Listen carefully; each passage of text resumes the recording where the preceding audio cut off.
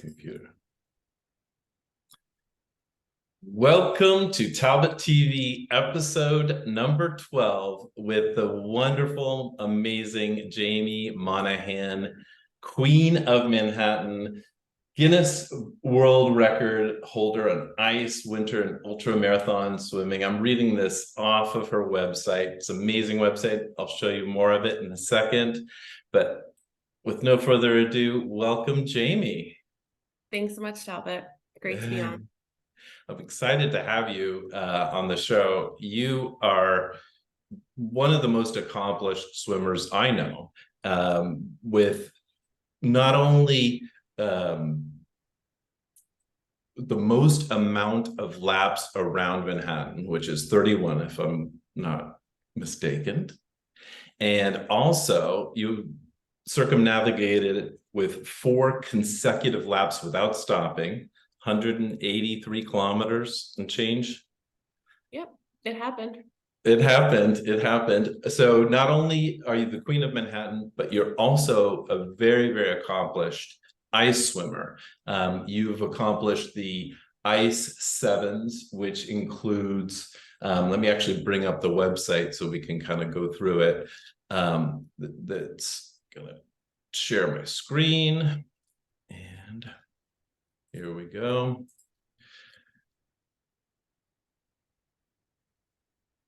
Share screen. All right, so Ice 7. So if we go to JaimieMonahan.com, we'll go through these pictures, but Ice Sevens is basically includes the following. Includes the Reykjavik, Iceland, Russia. How do you pronounce that? Tumen, Russia, Morocco, Norway, Boston, M Street. I'm very familiar with that. New Zealand and Argentina. So of these Ice Sevens, what was your favorite? Oh my goodness. Talbot, I can never just pick one. It changes every day, but I'm going to say today, I think the first one in Iceland in Reykjavik, it was really special. This is one of a few group events that I did, and it was just, your first is always amazing, and it was just with beautiful people and a beautiful place, and I just enjoyed the heck out of it. So that's awesome. That's my answer for today. That's awesome. So let's go back to these pictures, because these are amazing. We walked through a few of these already. Maybe you could describe each one of these and where they are. This is in South America?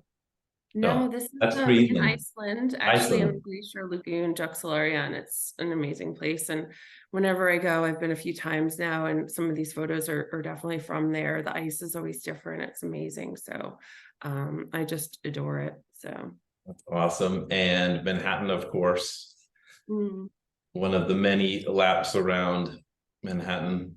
And you were telling me a story about this building. It's a brand new building. And then that's Antarctica. That's in Paradise Bay, and it is icy paradise. Oh, wow. That's amazing. Manhattan again. Miami, Antarctica again. Yeah. So you were on the continent of Antarctica for that one. Yeah, this is actually just after we ran a marathon in 2015 in Antarctica, and we did a little polar plunge, and I told them about my crazy hobby, so they let me swim a little bit extra, which is good. And this is me just walking in. This is my first steps into the water in Antarctica way back when, and excellent. Still can remember it. Iceland or Greenland, right? I remember the ice being such amazing color. Is it Iceland? Yep, Iceland again, Glacier Lagoon, a few years later, I think, after the last photo we showed. Nice. And I love that photo. That's Iceland again, the first time. Iceland a few years later in that purple bathing suit. Nice. And the diving photo is Iraqi Mount Cook National Park in New Zealand. New Zealand, yeah, I definitely remember that, and I love the composition of that photo. And then we've got Manhattan heading towards Coney Island, right? Yep, this is the Rose Pitnoff swim put on by Urban Swim every year since 2010. I think I've done about 8 crossings with them, and they're just an amazing organization. They do a lot, not just for swimmers, but all sorts of water people and water conservation in New York City. Excellent, excellent. How about this one? This is actually the closest one to me where I live right now. This is in Sydney. This was a marathon swim between Little Bay Beach and Bondi Beach in Sydney. And it was just amazing. It was in the middle of winter here. And the kayaker there that you can see is actually Vlad, who's a big coach in Sydney. He's just an amazing human. So really an enjoyable swim and part of a really fun project. That's amazing. So, of course, you're originally from New York, and you born and raised there, did a lot of swims there, but now you're living in Sydney, and so this is much closer to where you call home now. True, true.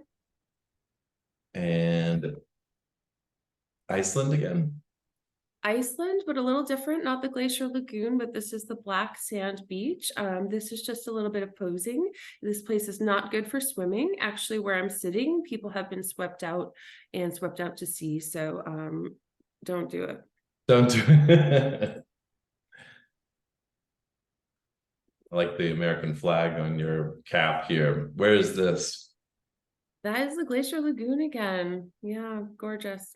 Excellent, excellent. I remember this one. This is Norway. Is if I'm yes, you can see by the tiny red houses. They're really amazing. But I told you yesterday this was part of an amazing trip with myself and Cher Kennedy and Kate Steels and her partner and a bunch of folks that were just amazing swimmers. We all did ice miles just in the water right off of our tiny ultramarathon cabin that came equipped with saunas. It was just a perfect space to kind of test limits above the Arctic Circle. So yeah, I think those were some of the first ice miles above the Arctic Circle, which was really cool. Wow, that's amazing. And this, a place near and dear to my heart, with Phil White. This is Lake Memphremagog, swimming from Newport, Vermont, all the way to Canada. And is it 18 miles, 20 miles? I'm trying to remember. 25 miles. 25 miles. From Newport to the top of the loch. But yeah, very special place, I think, for both of us. So that's amazing. Yeah. And Phil White, for those of you who may or may not know, he runs summer swims, distance swims, great events in the summertime, where you have multiple events from 1 mile to 5 miles to or 6 miles to the Border Buster, and then the full length. The full length is invitational only, but the other ones you can just register for. So that's a great place. And then, of course, it is also home of the you told me this is the only freshwater, or sorry, the ice pool that's been cut out of ice, and it's held every February. You were at the first one, which was 2015, I believe. And I was at the second one, 2016, and that's run every year. I think they skipped a year during COVID, but it's an amazing event. I think last year they had record numbers of attendees and expanded it from 2 days to 3 days. But that's a great venue. This, I'm gonna say, is it New Zealand? You got it. Yeah, that's amazing. That's absolutely gorgeous. This, I'm gonna say Antarctica or Greenland. I can't remember which one. No, this is Argentina, in Argentine Patagonia. So this is the Perito Moreno Glacier. Yep. This is very special for me. This was one of my very first winter swimming events, and really special to me. And I'm actually fortunate to be going back next month, which is so exciting. I can't wait to be back in that water in front of that gorgeous glacier. And of course, that's one of the questions of what are you planning for your next event? And this is where you're going to be heading in the end of August, right? Or mid to end of August Yeah. Yeah, that's going to be amazing. And that's Argentina, right? Correct. Yeah. Yeah, Patagonia. Manhattan again, you can see the Freedom Tower and the Brooklyn Bridge. Great pose. Showing her queenness, her royalty. And then, of course, the Statue of Liberty. What a great shot. What a great shot. So I just wanted to start the interview with those pictures, just so that people, when they visit your site, they have some context. Well, let me stop sharing at this point and get into some more questions. So we had a lot of questions, and I'll be bringing those up. But one of the questions that seem to be popular on people's minds is, for those of people who want to do either distance swimming or the ice swimming, what's your recommendation for them, especially if they're running into situations where they've lost their mojo? Yeah, and that was actually a really good question for me to get. I think one of the most special questions that I got were from people that are just beginning their swimming journey. And I would say the biggest thing is just to be water safe, right? First and foremost, if you're not comfortable in the water, get some lessons from a coach if you can. There's amazing programs in New York City. It's adjusted by income, some are totally free. So definitely just make sure you're safe in the water. And then beyond that, it's just totally in your head. I think I got questions from a range of people, from those who have never stepped foot in water, which is so important, just to be drown proofing yourself, your kids. Definitely take advantage of those programs. But for people who've maybe been in the water previously and are just looking to get back into it, I've taken massive breaks from swimming in my life, and I'm actually in one now, and I probably will have it again. So don't get discouraged. I took, when I was working on Wall Street, I had no time to swim. If I made it to the gym, it was amazing. So, just do what you can, stay in shape. It's important to move your body, but, don't get hung up on mileage or distance. Even if you're training for something, it's better to be undertrained than injured. So just keep that in mind. So, when you're kind of in those spots where you're not able to swim, just do what you can. For me, the thing that always brings me back, and I think I did get another question about this, which was about how I feel in the water, which was actually probably my favorite question, because right, like, we're swimmers, we're hedonists. The way you feel in the water is just exquisite. And Kirsten Kuntz, this amazing photographer and artist out of Berlin, she actually just posted in her notes yesterday. She said, like, for her, swimming is like a combination of passion and freedom. And for me, that just sums it all up. And I was like, oh my God, can I quote you on that? And I think I'll be using it daily. And, again, just recapture that joy. Don't think about distance or numbers. And I see people posting things like, oh, I did 1.9 kilometers, it should have been 2 or whatever. Like, get out of your head, get into your body, just feel it. That's how you recapture mojo, especially for the water, because you're never not going to get in, and it's not going to feel great. So I love that advice. That's so true. I'm not nearly as accomplished as you, but I've found that it's really important to listen to your body. Sometimes I can swim, for 5 minutes. Sometimes I can swim for an hour, depending on the water temperature. But I think it's really important to be in tune with your body, right?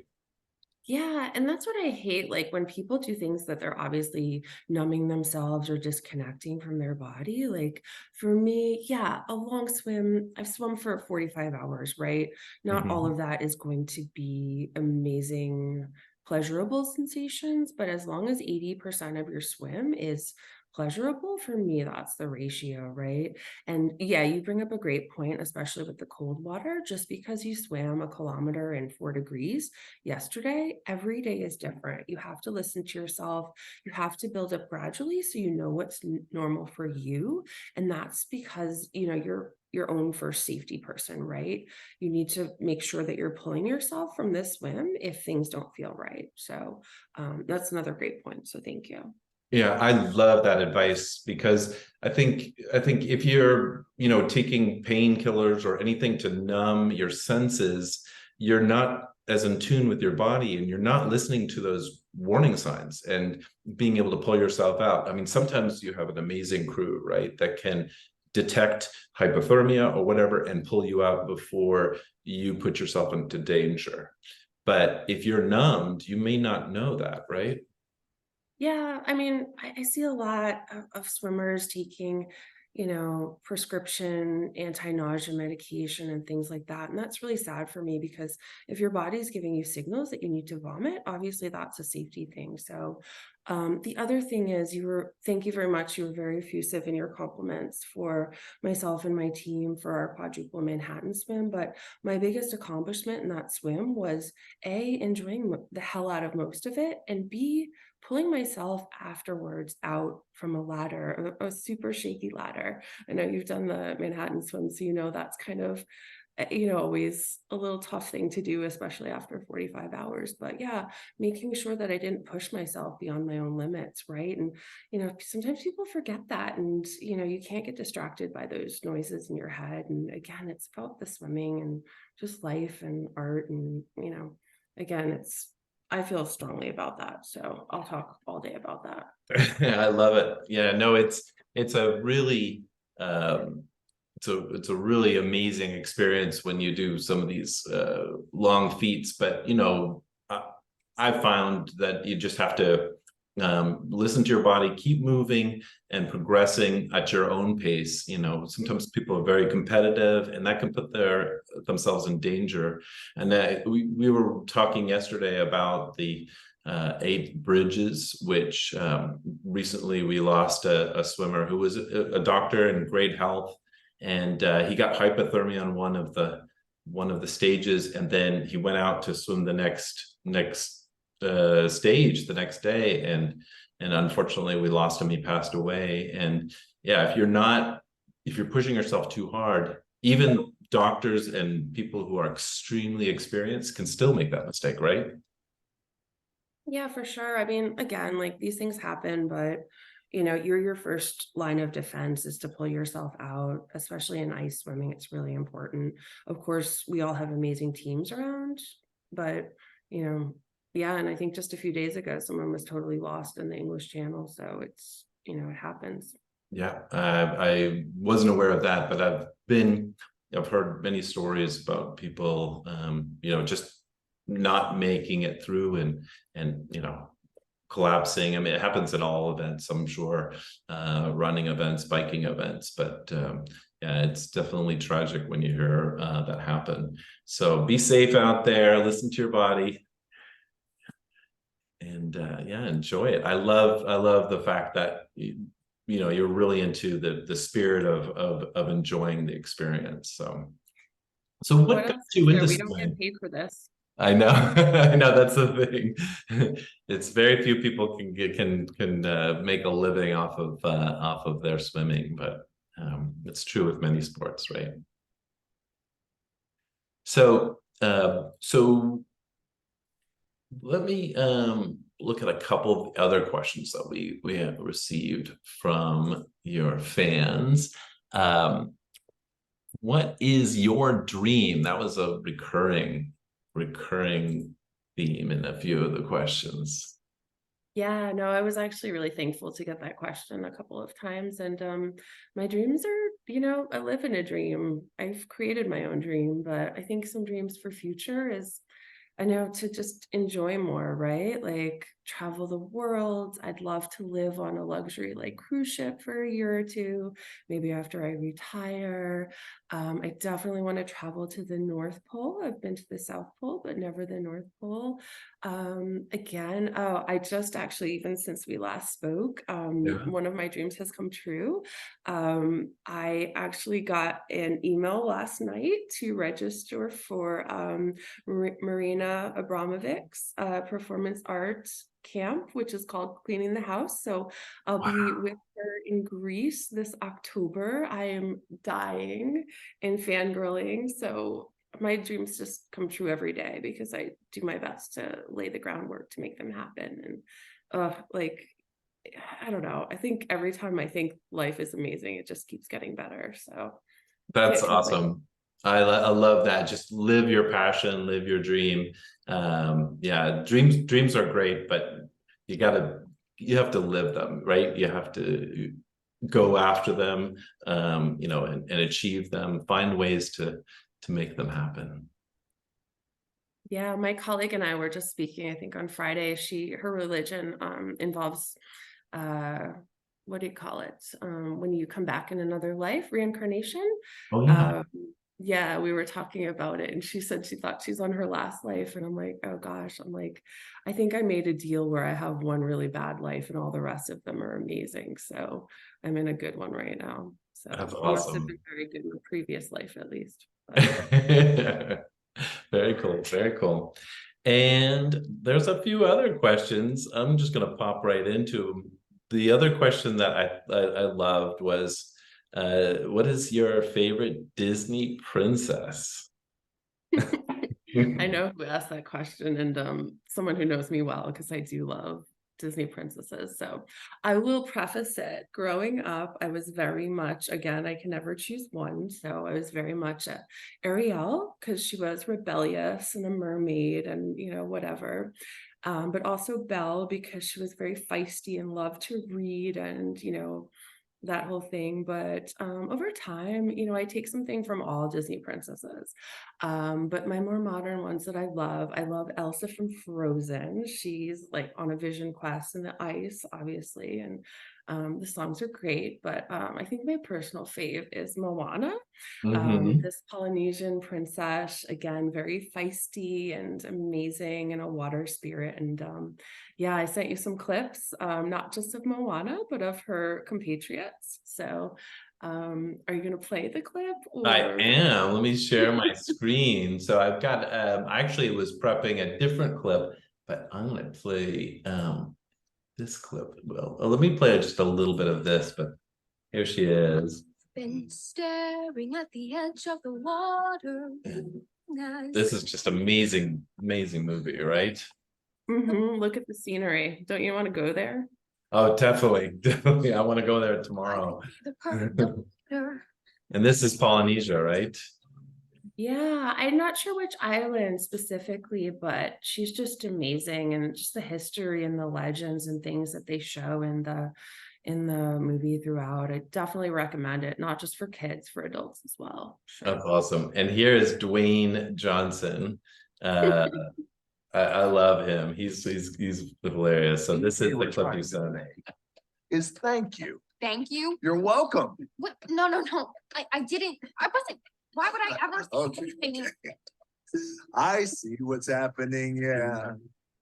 You're face to face with greatness and it's strange. You don't even know how you feel. It's adorable. Well, it's nice to see that humans never change. Open your eyes, let's begin. Yes, it's really me, it's Maui, breathe it in. I know it's a lot, the hair, the bod. When you're staring at a demigod, what can I say? All right, I'll let the folks on the watching this video check it out on their own. But let me stop sharing and talk a little bit about that movie. So, you know, Polynesia and in those tropical islands, have you done any swims in that area in the tropics? I've done some warm water swims, not specifically in Tahiti or Polynesia or Samoa, but it's definitely, especially being based in Australia now, that's one of the places that is not so far. So that's another dream for me. Hopefully I'll get there soon, but we'll see. Nice. Yeah, but just the water and just the history, and it's really funny because the character of Maui is such an amazing counterpoint to Moana. She's a little bit not always the most confident, but he's overconfident. He's the trickster, right?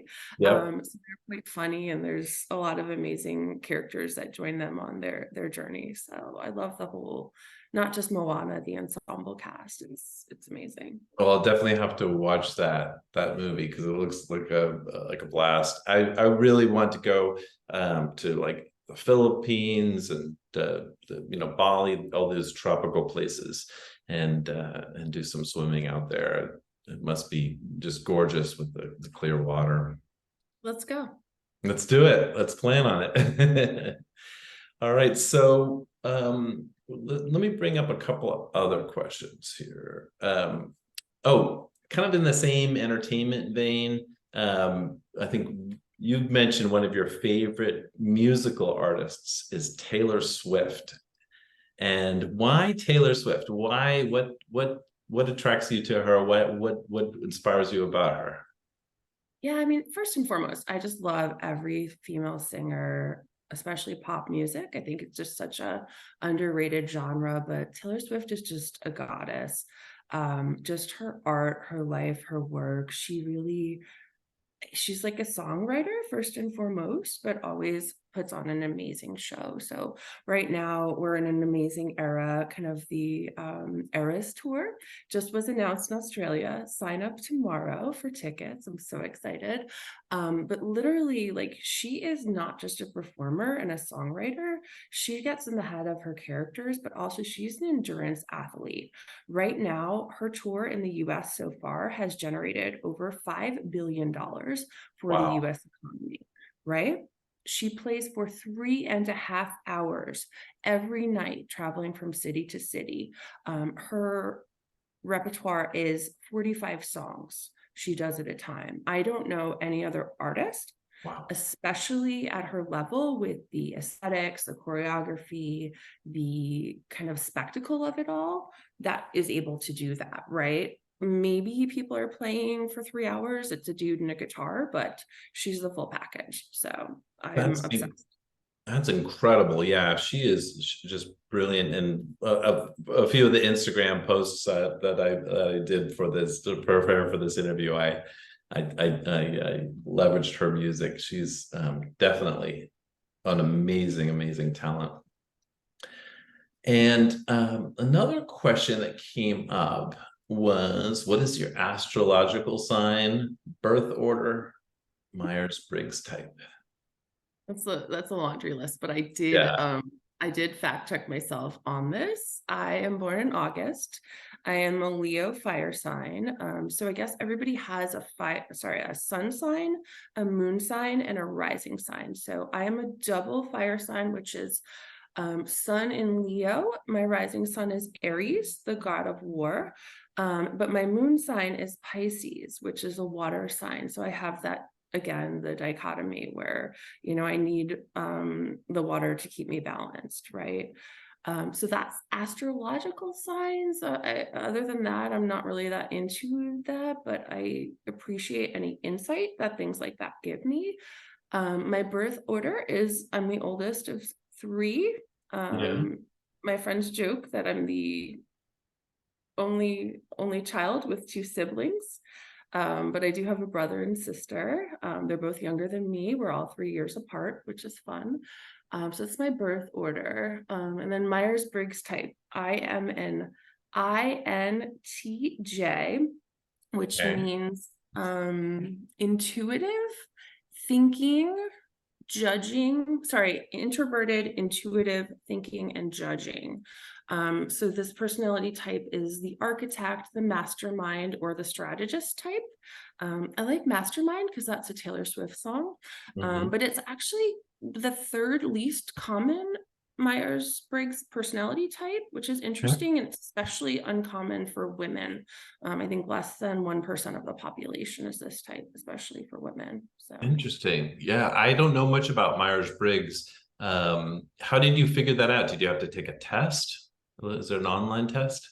yeah, so I work in HR, so I've taken it a lot before, and it's actually quite funny because on a team of about 50 people, the only people with the same personality types would be like the two guys that were on the team and myself, which is always funny. But yeah, I did, since I did see that question, I double checked myself and made sure I was saying the right thing and everything. So, 'cause I Very hadn't taken, cool.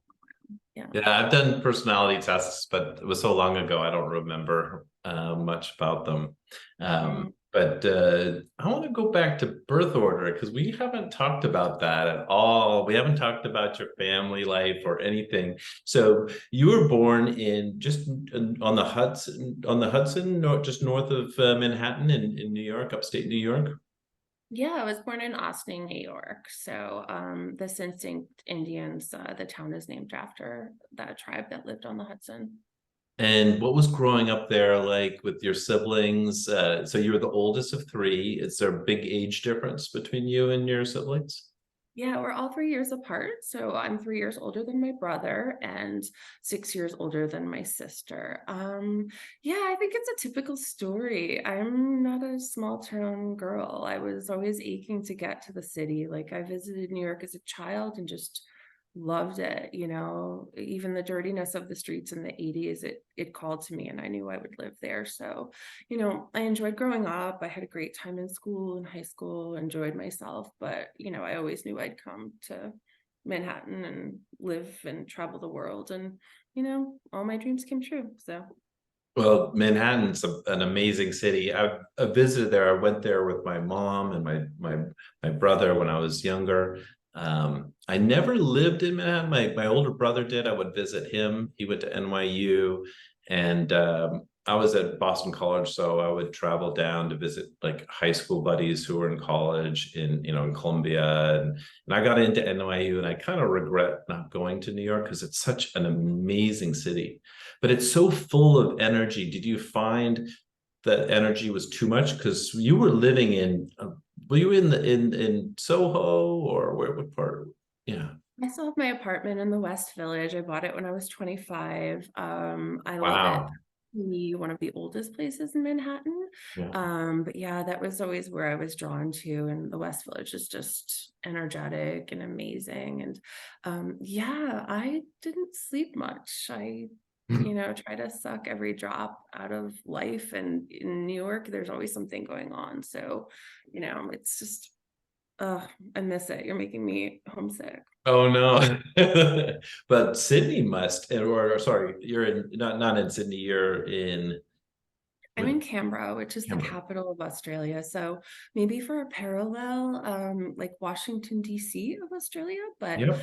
it is inland. And this is the first time I've not lived near the sea in my whole life. And yeah, I live right on the lake. So I'm very close to water. I'm looking at it right now, actually. But yeah, that was a transition for me. So so how much time do you get to spend, balancing your work-life balance, and how much time do you get to spend in either doing open water swimming or pool swimming, where you are living right now in Canberra? I don't think I've swum in like, I don't know, at least a year.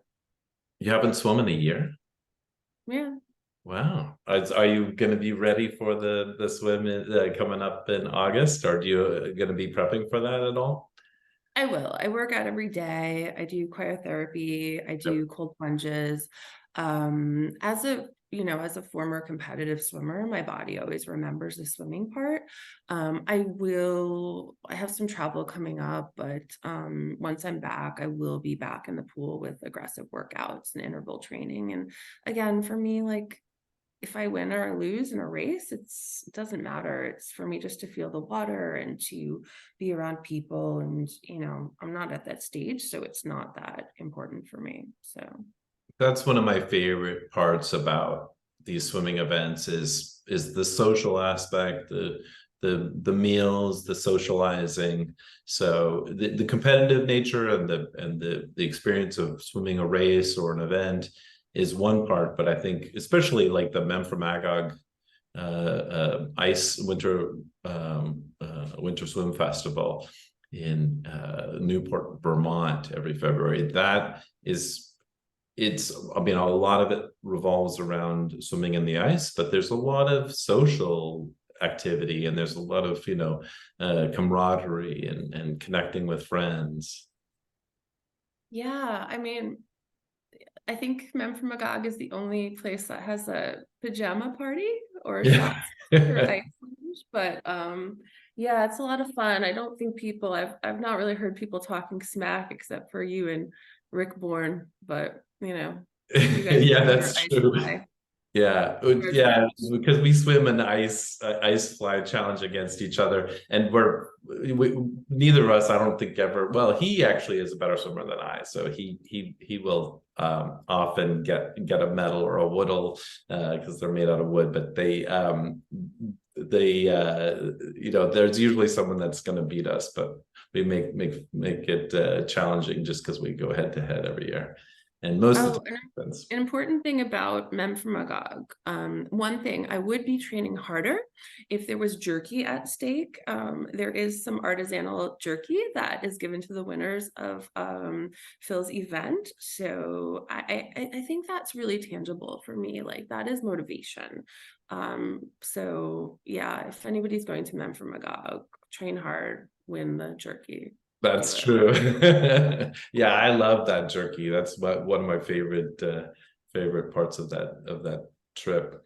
So it's a little challenging to get to. I was living in Boston when I first started doing it, so I would just drive up. But once I moved to Florida, just trying to find an airport nearby. Once I flew into Burlington and rented a car from there.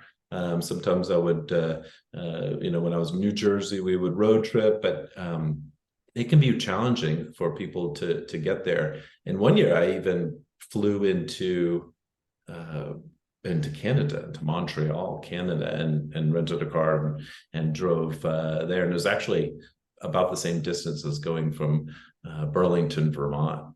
It's not an easy place to get to. Worth it though. Yes, definitely worth it. Yeah, it's an amazing journey if anyone wants to go there for either the winter swim or in the summertime.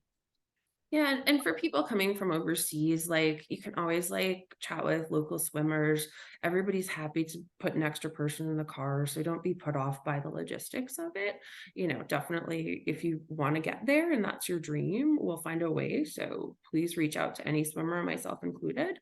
For things like that. It's such a community. So that's a really good point, and that's what I really love about the open water swimming community, because you meet friends at these different events, and it can be worldwide. And because it's a smaller group of people, you get to meet them at different events, and people are so kind. And we've done a bunch of road trips where we carpool together, so that's definitely a way to make it more affordable. I love that advice.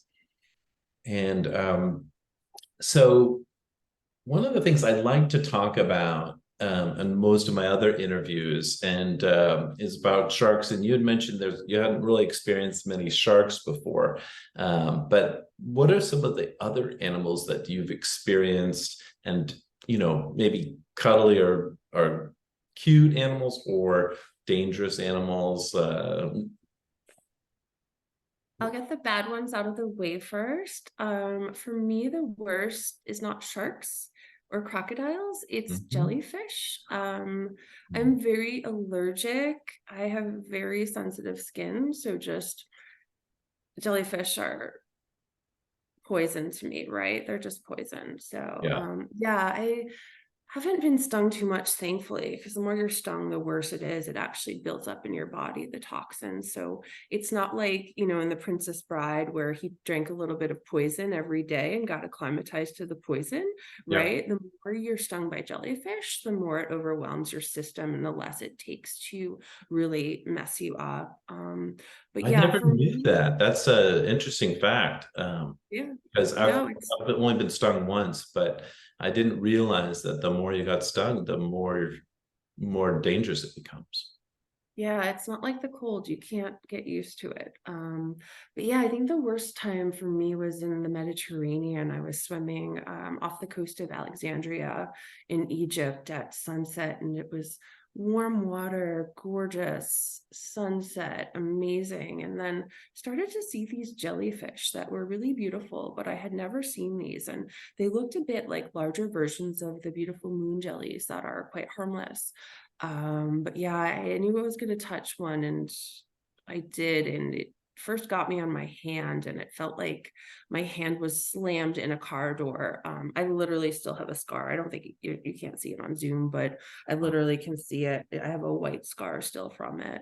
And then yeah, they just were all around me, and I came down even on the bell of the jellyfish, and it felt like I had to look at my arm to make sure my skin was still there, because it felt like my flesh had been ripped away, and I Wow. was like shocked with electricity.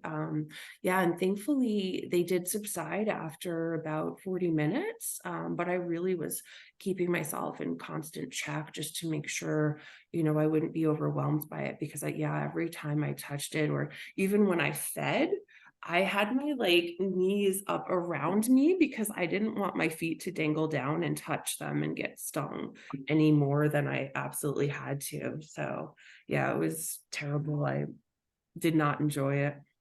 So, what advice would you give people who are doing open water swimmings if they do encounter jellyfish? What should they do? What are their precautions, or is there anything you can do? Yeah, it really depends. And there's a lot of local advice. I would say really learn from the local swimmers.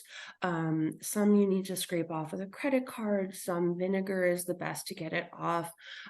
These jellies were kind of unknown to people. People only were swimming with a wetsuit or did not swim in this water, so there was no local knowledge. So I just got in the bathtub and made the water as hot as I could stand it, and I cried. Um, Mm. yeah. No. Yeah, I know jellyfish can be dangerous. Some can kill you, but and I know there's so many different species, and I've heard, yeah, you might have a one way of getting relief after you've been stung by a jellyfish, but it's dependent on the species, right? Yeah, absolutely. So I would say always check with local swimmers.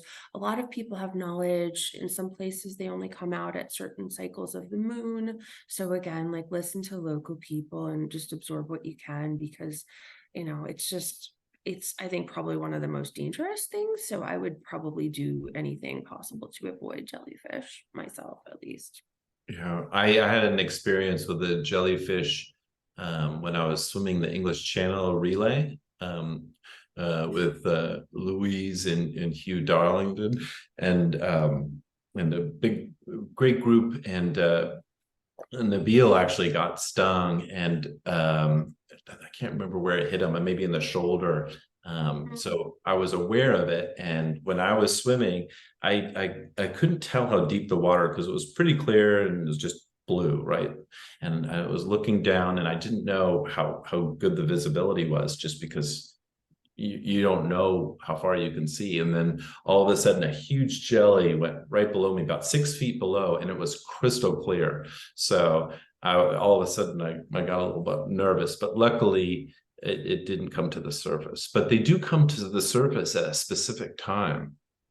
Yep, they don't like the sun. So I think if it's a sunny day, right, like in the North Channel, it's funny because you either get a double whammy of super cold water and no sun and jellies, or you get like a clear, calm day with no jellies and sun. So Yeah, it's luck of the draw, and a lot of it's around climate change. Like there didn't used to be jellyfish in the English Channel. Like, come on.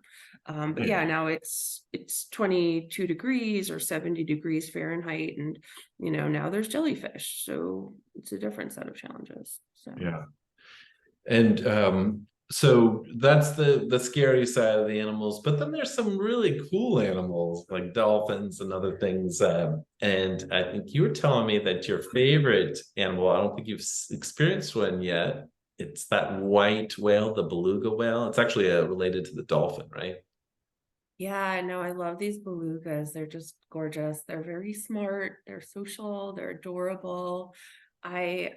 Of course, I would never touch a wild animal, but if it came close to me, I just would love to swim with them. I love them. Yeah, and also the whale sharks, those huge, beautiful, docile animals. Those would be fun to swim with, right? Yeah, I think I'm gonna take like a trip. I want to learn free diving. That's one of my dreams as well. So once I've gotten some good breath control and can stay underwater with the animals, I'd love to, take a swimming trip with the whale sharks in like Tonga or someplace like that. I would love that. Now, one of your ice swims, you weren't aware of it, but in the video of you swimming, you could see a penguin jumping in the background, and that's incredible. But you said after the fact that makes you nervous. Why would a penguin make you nervous? Yeah, it actually was three penguins, and they were kind of like, I think they were curious about me. They kind of swum in my wake, so I didn't see them. But yeah, so they were kind of a little penguins speeding along behind me. But yeah, in the wild, usually if penguins are kind of traveling in a pack at full speed, it's because something is chasing them. And there are large predators in the Antarctic waters. One that actually can be cute, but also very deadly is a leopard seal. They're also very curious, and they like to approach divers and photographers, but they're kind of like Labradors. They also explore the world with their mouth, and they have huge jaws with big teeth. So me as a skin swimmer and not wearing neoprene or having camera or diving gear, if they are exploring me with their mouth, that's would not be a good thing. So I was quite nervous about that when I was swimming. I bet. Yeah, so penguins are their food. They don't necessarily see us as our food, but they could probably do a lot of damage, even if they're just being playful. So Right, and the orcas love to eat them as well. Orcas tend not to eat people, but they're very smart. But they'll occasionally take a trainer at SeaWorld, and if they've been mistreated for their whole life. I'm Team Orca. I really appreciate what they're doing right now with wrecking ships and things like that. I'm for that in every way. So That's awesome. So tell me a little bit more about that, Team Orca. yeah, so I don't think it's a formal thing, but yeah, there's this apparently orcas are really smart, and yeah, they're not known to really attack people, but where they've been abused, they do attack trainers and things like that. And actually in I think the Strait of Gibraltar right now, they've identified a older female orca that's actually capsizing ships and teaching other orcas how to do it. So they're kind of like, I don't know, again, I can't say it's not warranted. So Yeah, I've heard that too. I know people who sail. They're transporting a sailboat from, I don't know, England down to the Caribbean, and they were just crewing it, and they have to turn on, if they see orcas, they have to turn on the engines so that the orcas don't rupture the boat, because they'll come right up and smash a hole and sink the ship, and you'll be up in the sailing up in the North Pole and sink, because they're very territorial. yeah, just stay out of their way. Yeah, that's a good advice. So what other things did you want to talk about here? I mean, we've talked about your favorite Disney princess. We've talked about your astrological sign. We talked about different recommendations. Is there anything else you want to share at this point? With 10 minutes How about left some of in the the swimming interview. questions? I've What's never that? thought I'd say that. How about some of the swimming questions? Some swimming questions. Okay. How about what warm-up routine do you have? Oh, okay. This was from Claire. Yeah, and I don't know if that meant like pre-swim warm-ups, which you don't do much, especially for cold swims, but warming up after a cold swim. Claire is a winter swimmer in Newcastle, Australia, and they have this amazing sea baths there that she swims at most days. And she's actually, you'd love her work. She's a whale photographer. Ooh. Um, yeah, so she's amazing. But yeah, you know, for ice swims, I think the recovery is just as important as the swim itself for me. And a lot of it is just really having everything ready to go and knowing the order of what you're going to do when you come out of a swim. So in the last 10% of each ice mile, I'm not even thinking about finishing the swim. I'm thinking about what I'm going to do. Am I climbing up on a ladder? Am I going to be pulled from the zodiac, right? How am I getting out of the water? How am I drying off? How am I getting that wet swimsuit off as soon as possible and getting in something cozy and warm? Replacing, I want my earplugs out as soon as possible. I want my goggles off my face. I don't remove my swim cap until I have a knitted cap or something warm to put on my head right afterwards. But I have a very specific order that I do everything in, and that applies to every time I get out of the water. Because the focus is, you know, coming out of a cold swim, especially a nice short cold swim, you feel amazing. You're like, oh, I'll just chat on deck in my swimsuit with my friends and hug everybody and, you know, whatever, have a chit chat. No, that's the wrong thing to do. You need to get warm, get dry as soon as possible before that shivering kicks in. That's another thing where people, it's weird, people almost pride themselves on, oh, I don't shiver. I'm like, how do you not shiver? Like, that's your body rewarming itself. If your body's not shivering after even like a swim in 60 degrees, a long swim, something is wrong. That's not something to pride yourself on. You should really be encouraging your body to rewarm itself through shivering. But yeah, being warm and dry and then letting your body process kick in is the most important part. Another good thing to do is drink a little bit of tea, something with a little bit of sugar in it, Yep. because that will give you back your energy, because shivering and cold swimming really does take a lot of energy. I love that answer because, you know, a lot of people think about warming up routines and that, but for ice swimming and for long distance swimming, the recovery is very, very important. I remember at the Memphremagog's Magog's ice swim that you know, that's the most important thing is getting dry and getting warm. I mean, hypothermia often occurs because people are wet, right? So if they fall through ice, if they're not a swimmer, they fall through ice. It's sometimes not the cold water that will, you know, kill them or give them hypothermia. It's actually the being stuck in wet, cold clothes. So the first thing you have to do is get rid of anything wet and get dry as soon as possible. And this is good news. I mean, good advice for either swimmers or for a situation where someone's fallen in through the ice skating.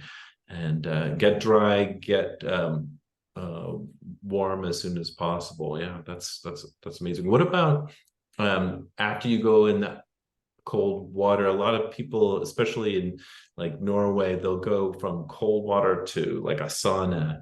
Is jumping from extreme cold to extreme hot, is that a good thing, or is that something you have to be careful with? Yeah, it's definitely something to think about, and it really depends on the duration of the swim. I actually think the most dangerous thing you can do is not sauna, it's hot tub or a shower after a long cold swim. So for me, after an ice mile, I don't want to go in a hot tub and I don't go into sauna right away. Basically, for me, the gold standard is always the Russian banya recovery method, where basically you come out of the ice, and that would be like for a kilometer, for a mile, 200 meters or less, you can go right into sauna. It's not a problem. Okay. basically what they do is they put you in a warm room, not sauna temperature, but a warm, normal room. And they put your hands and feet into ice water, often with chunks of ice floating in it. And when you're really cold, this cold water does not feel cold to you. And what it does is prevents the blood from rushing back from your extremities into your core before you've rewarmed. So for me, the test when I can go into a warm sauna is when the cold water feels cold, because when you first come out, it doesn't feel cold. It just feels normal. And in the meantime, these amazing angels are putting hot, warm towels on you. They replace them. They put it on your kind of pressure points, like your armpits, your groin, your neck, to really rewarm you as quickly as possible.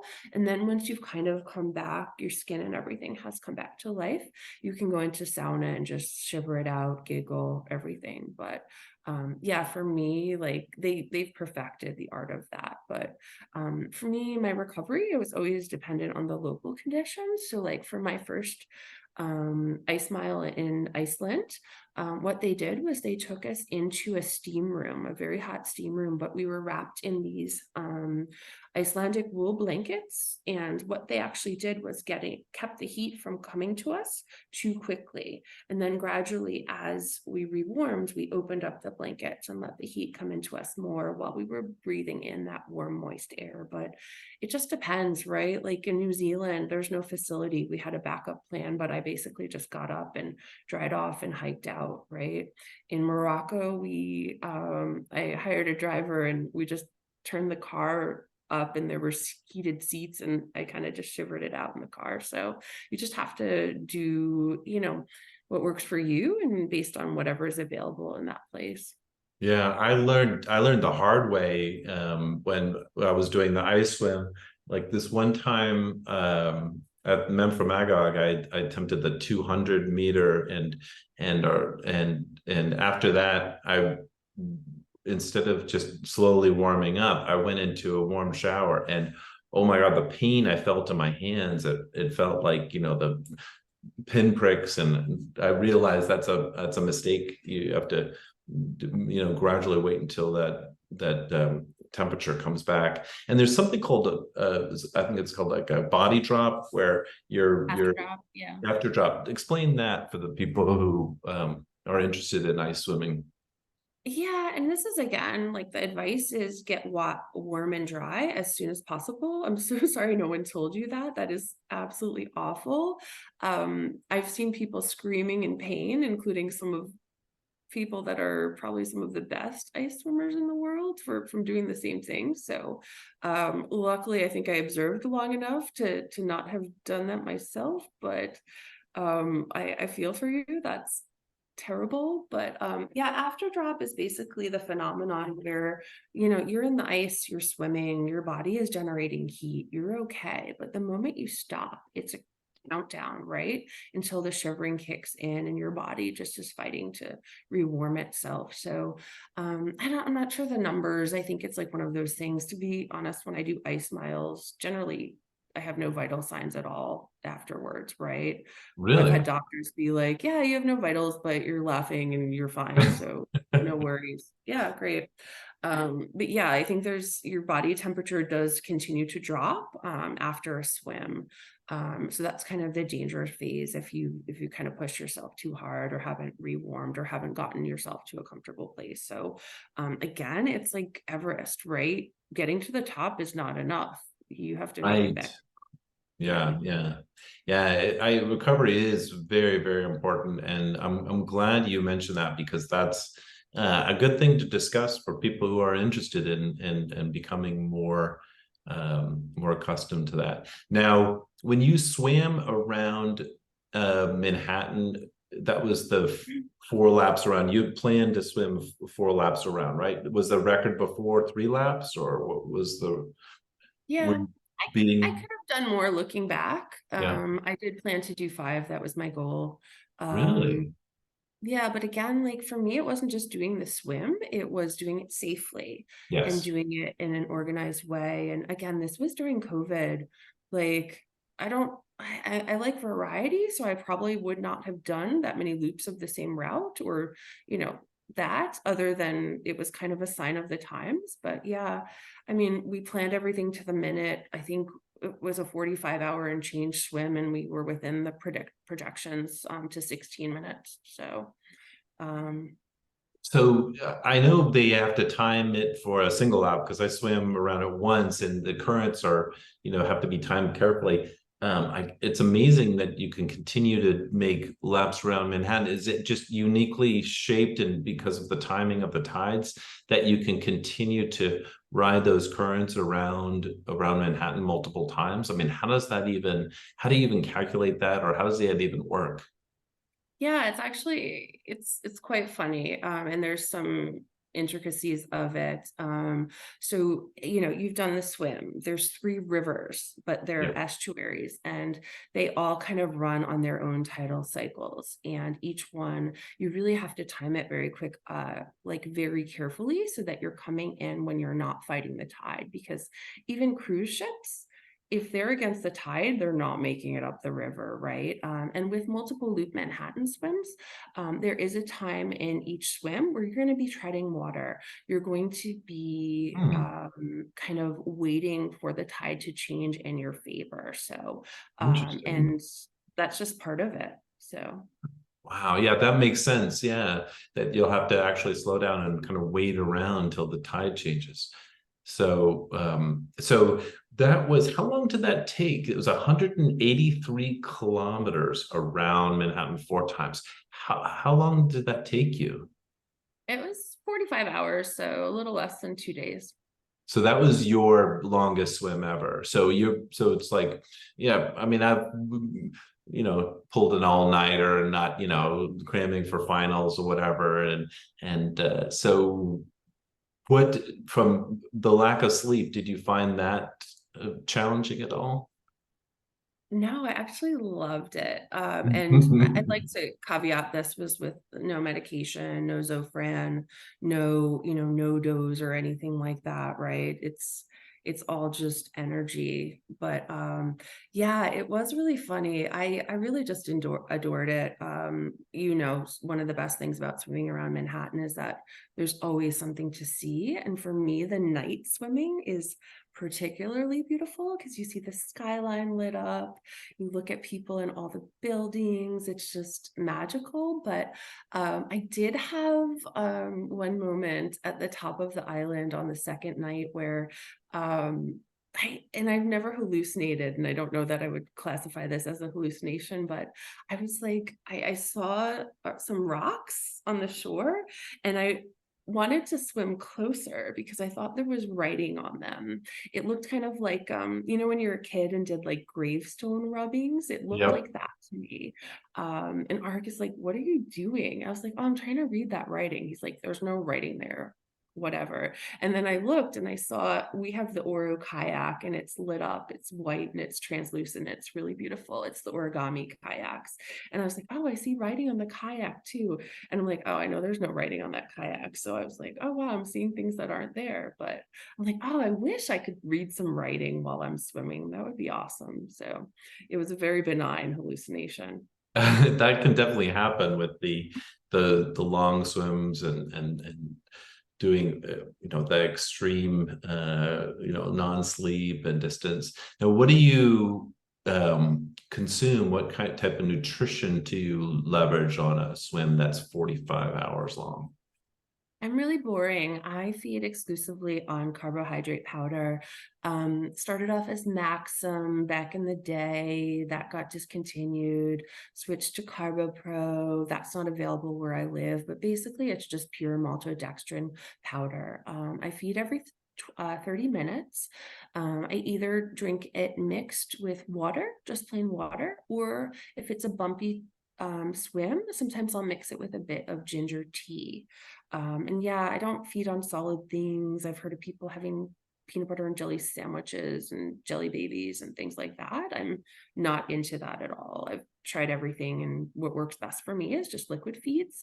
My big treat will be like maybe every 8 hours, I'll have a goo gel with some caffeine and a bit of extra sugar, and that really makes me feel amazing. So it's a super big treat.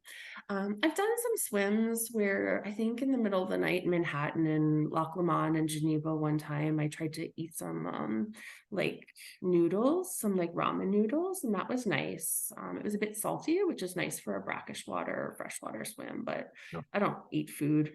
It's gross.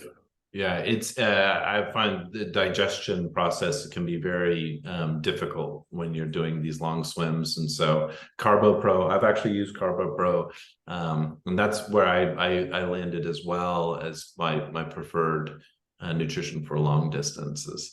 I also leveraged applesauce and what else, like milk, chocolate milk, but yeah. Your body needs a bunch to of focus on things. swimming, not digesting solid food or milk or blah. Yeah. I think it's something that's like that, the CarboPro, which is it's basically a carbohydrate powder, right? It's like you stir it into the water, and it just looks like water. Yeah, and it mixes well with hot or cold water. One thing that I do really enjoy for any swim that's not above 70 degrees or like 22 Celsius, I do like a warm feed, especially if you're going above 24 hours. It's just key. You should definitely do it. Yeah, that was my next question, is if you like cold or warm feeds, and that those warm feeds do help keep the body temperature warmer, right, when you're dealing with the cold swims. And do you find that keeping your metabolism high is important, keeping active to keep your body temperature up? Yeah, I mean, on a long swim, I can't really take in more than 300 calories an hour. So after a certain amount of time, I think it's like 6 or 8 hours, you're going to be operating on a deficit, but your body gets used to it. It's funny, I think the most focused I was ever on nutrition was probably when I did a Manhattan loop every day for a week. Wow. Yeah, because I was drinking all the CarboPro at the time, but then I would go home and get in the bubble bath and like be taking off all my zinc, and I just have food delivered. So I'd have like mozzarella sticks and all these things, because like we just needed to replenish the calories. It was crazy. So Definitely. a big thing for me with that also was not drinking alcohol during that time, because my body really needed to be very focused on repairing itself, and love alcohol, but it's a poison. So that was another big thing in my planning as well. Yeah, I think there's a lot of like celebration and drinking alcohol around a lot of these events, but it can definitely be dangerous. Like I think some of these ice swims, if you are consuming too much alcohol, and then the next day you swim, it can be harmful. So that word of warning is, and also it's great advice from you is if you reduce your alcohol intake before you're preparing for a swim, it can definitely improve your abilities, right? Yeah, I would never drink alcohol before an ice mile specifically. Yeah. You know me, I love my champagne and vodka and everything afterwards. But when you're in the midst of it, and it's really funny, like looking back, I've seen people party too much, and then like it's not good. Just be careful. Again, like everything impacts how your body attacks the cold. So alcohol, smoking, not sleeping, dehydration, those are all things to watch out for, because that will really impact your ability to withstand the cold. So, and I've seen some very well-known swimmers like take a bad turn. So just, it can happen to anyone. That's a great advice. Yeah. When I completed the Manhattan swim, I remember all I really wanted to do afterwards was go out and celebrate with a beer. And Alex, Gia, and I Alex was the my kayaker, amazing kayaker, and Gia was the observer, and the three of us went to a bar afterward, had a big glass of beer, and I could only take a few sips, so maybe my body was just saying, you have to recover a little bit more before it, because me, I have no problem drinking a beer, but after that event, that was my body was completely drained. And I can't imagine swimming around 4 times in a row. That's incredible, Jaimie. I'm just in awe of all of your accomplishments, and I just really appreciate spending this time with you and getting to learn. Every time I talk to you, I learn something new, and this has been very informative. And thanks again for just your presence and your stories and everything. I love it. I've loved our preparation process as well. It's always good to chat. I know this conversation is more focused on me, but I hope one day you'll let me interview you and ask you all these questions that we got from very kind souls. I would love that. That sounds great. Well, Jaimie, thank you so much. We'll close by just saying, where can people find out more about you or the events you're going to? I showed at the beginning of the video, JaimieMonahan.com, of course, but are there other places that you would recommend they can go visit? They can go wherever, but I'm on socials. Just message me, ask questions, whatever. I don't often post about things before I do them, but I do try to share any learnings afterwards. So yeah, I'm on Instagram, Facebook, whatever. Just Google, it's fine. Fantastic. Awesome. Well, thank you so much, Jaimie. Have a wonderful day, and hope to see you all soon. Yeah, have a great Saturday night, Talbot. All right, thanks, Jaimie, and have a great Sunday. You're, of course, I'm in Florida and you're in Australia, so we're in different sides of the world right now. Thank you. Yeah, awesome. Take care.